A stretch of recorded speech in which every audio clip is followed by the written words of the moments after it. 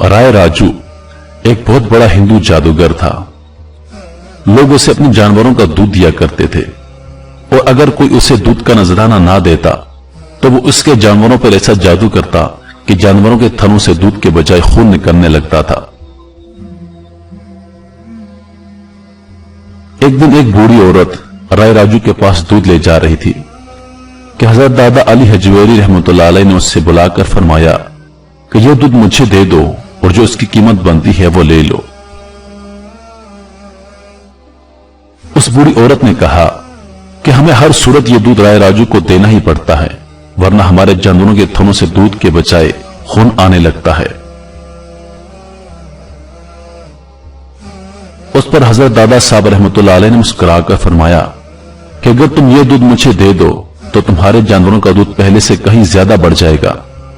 ये सुनते ही उस औरत ने आपको दूध पेश कर दिया। जब वो औरत अपने घर गई तो ये देखकर उसकी हैरत की इंतहा ना रही कि उसके जानवरों में इस कदर दूध था कि तमाम बर्तन भर जाने के बाद भी थोड़े से दूध खत्म नहीं हो रहा था। जब आप रहमतुल्लाह अलैह की ये जिंदा करामात लोगों में आम हुई तो गिद्दो नमाज से लोग दूध का नजराना लेकर आप रहमतुल्लाह अलैह की खिदमत में हाजिर होने लगे। एक तरफ तो लोगों की अकीदत का यह हाल था और दूसरी तरफ राय राजू यह माजरा देखकर आग बगोला हो गया था।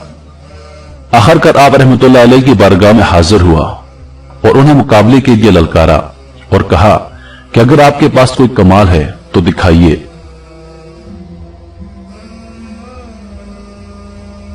आप रहमतुल्लाह अलैह ने फरमाया, मैं कोई जादूगर नहीं हूं, मैं तो अल्लाह ताला का एक आजिज सा बंदा हूं।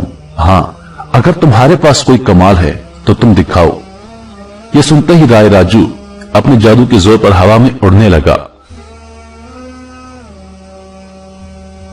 आप रहमतुल्लाह अलैह ये देखकर मुस्कुराए और अपने जूते हवा में उछाल दिए। जूते राय राजू के साथ हवा में उड़ने लगे और उसके सर पे पड़ने लगे। जिधर राय राजू उड़ता हजरत अली हजवेरी रहमतुल्लाह अलैह के जूते उसके साथ साथ उड़ते और उसके सर पर लगते जाते। आप रहमतुल्लाह अलैह की जिंदा करामात देखकर राय राजू बहुत मुतासर हुआ और न सिर्फ तौबा करके दायरे इस्लाम में दाखिल हो गया बल्कि आप रहमतुल्लाह अलैह के हाथ पे बैत भी की और आपकी सोबत बाबरकत से फैजियाब हुआ।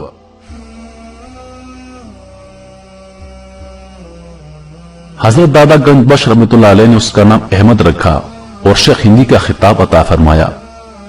शेख हिंदी की औलाद उस वक्त से लेकर आज तक खानका की खिदमत के फराइज अंजाम देती आ रही है।